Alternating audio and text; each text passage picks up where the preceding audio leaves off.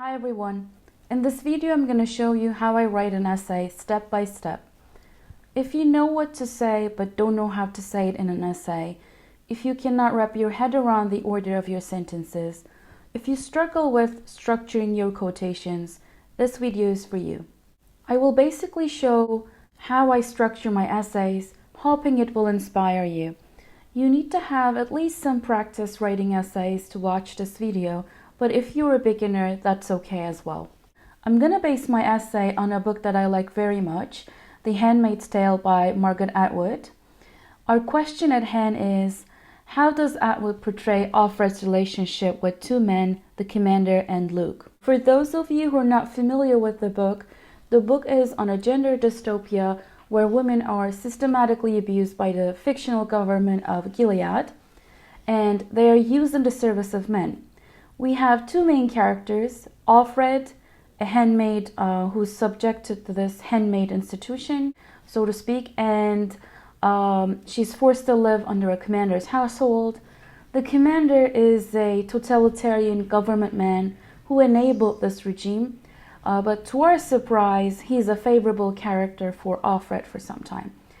I want us to write an essay on this. We're not going to delve into the character of Luke, but Luke is Offred's husband, former husband.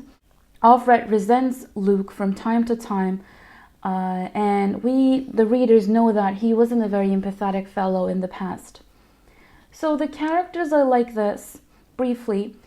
If you want to picture the characters better before you do any work, you can simply Google them with few keywords. For example, for the commander, I would write age man with gray hair with status. So you can search up images before you do any work. So I'm going to explain step by step how I structure my body paragraphs now. What do we need to do first? First, answer the question in notes. How does Atwood portray two relationships? I answer them in red here. When I'm done with the book, I know that Offred has a sympathetic view of the commander. This is her relationship with the commander. And like I said, she resents her husband Luke, and she realizes that her relationship was not profound. It was actually based on power imbalance. Okay, these are my simple answers. What do I do next? I need to think about how I come to these conclusions. How I know Offred has a sympathetic view. How I know Offred resents her husband Luke. So specific details, we call them supporting ideas. So my supporting ideas for these answers are like this. So Offred appreciates the effort that the commander makes to entertain her. Offred sees the commander as an affectionate fatherly figure. She actually utters this from time to time. And for Luke, how do I know that she resents Luke? I know it because when she's making comparisons in her head, she favors the commander. She says, for example, Luke would say this, a negative comment.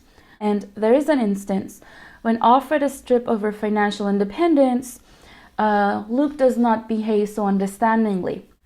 So these are my supporting ideas. What did I do? I answered the question in plain notes. I type my supporting ideas. Next step is quotation hunting. I always need to support my supporting ideas with quotations. So I suggest you highlight the quotations beforehand while you're reading the book and color code them. For example, if you notice negative comments on Luke, highlight them in green.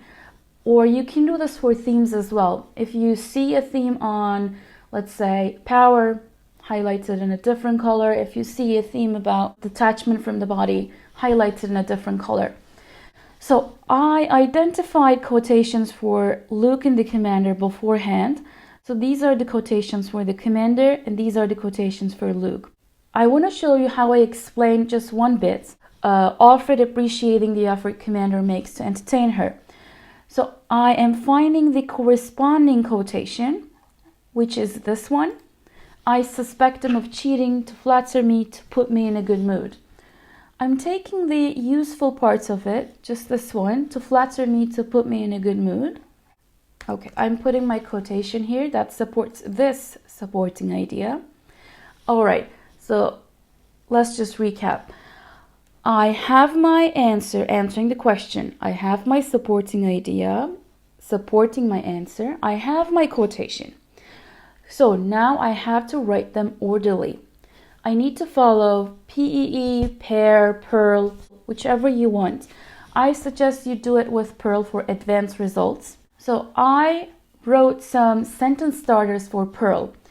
This document, a similar one, you can find it attached underneath this video, so you can download it. So until you craft your own sentences, you can just follow this formula. I picked these sentence starters for this example, but you can use any. I'm just going to copy them to work smoothly. I want to see it in front of me. Okay. You see that I highlighted them in different colors to distinguish them. Okay, here we go.